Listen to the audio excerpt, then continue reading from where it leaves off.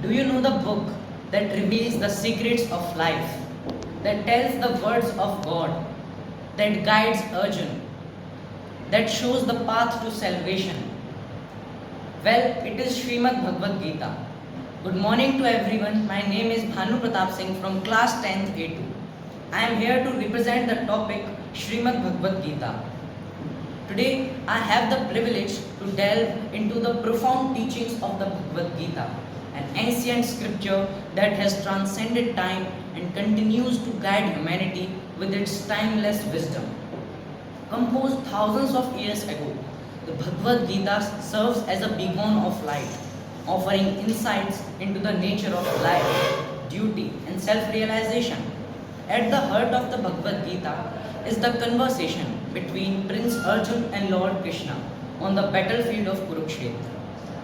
Arjun, filled with doubt and moral dilemma, seeks guidance from Lord Krishna, who assumes the role of his charioteer and imparts profound wisdom to him.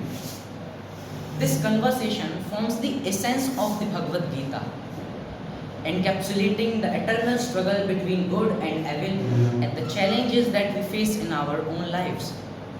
The teachings of the Bhagavad Gita are not confined to the pages of history, they find practical applications in our own lives. Let me share with you the story of Sudama, a dear friend of Lord Krishna. Sudama was a poor Brahman who, despite his difficult circumstances, remained devoted to his spiritual path. When he visited Lord Krishna, he carried only a humble gift of a handful of beaten rice. Yet Krishna received him with great love and showered him with blessings. This story exemplifies the Gita's teachings on devotion, humility, and the recognition that material wealth does not define our worth. One of the most iconic events in the Bhagavad Gita is Lord Krishna revealing his universal form, that is Vishwaroop, to Arjuna. In this awe-inspiring vision, Arjuna witnesses the divine magnificence of Krishna, encompassing all the aspects of creation.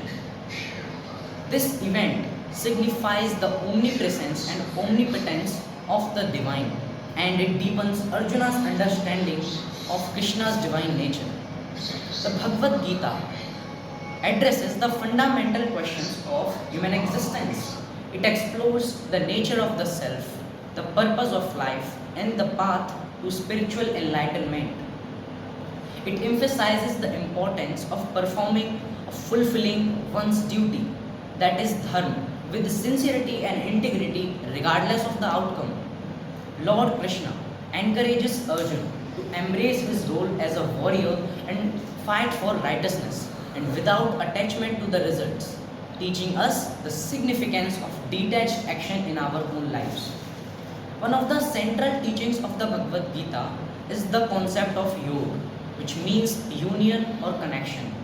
It elucidates the various paths to attain spiritual union with the divine, such as Karma Yoga, the path of selfless action, Bhakti Yoga, the path of devotion, and Gyan Yoga, the path of knowledge.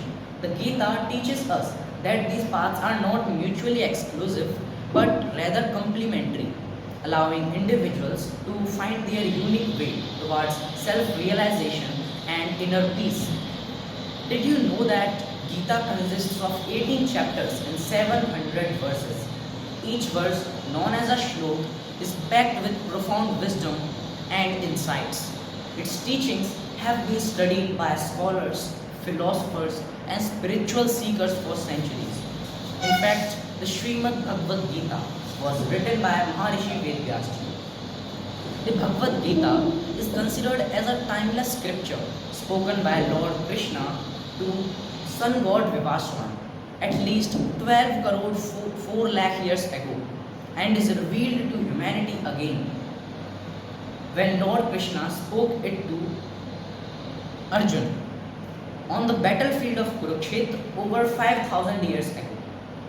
Kal god, who is also known by the name Brahma in Vedas and Gitas, by entering into the body of Sri Krishna ji, narrated the knowledge of Srimad Bhagavad Gita to Arjuna. Let us explore some of the shlokas from the Bhagavad Gita. that encapsulate its profound teachings. Now, verse 7, taken from chapter 4.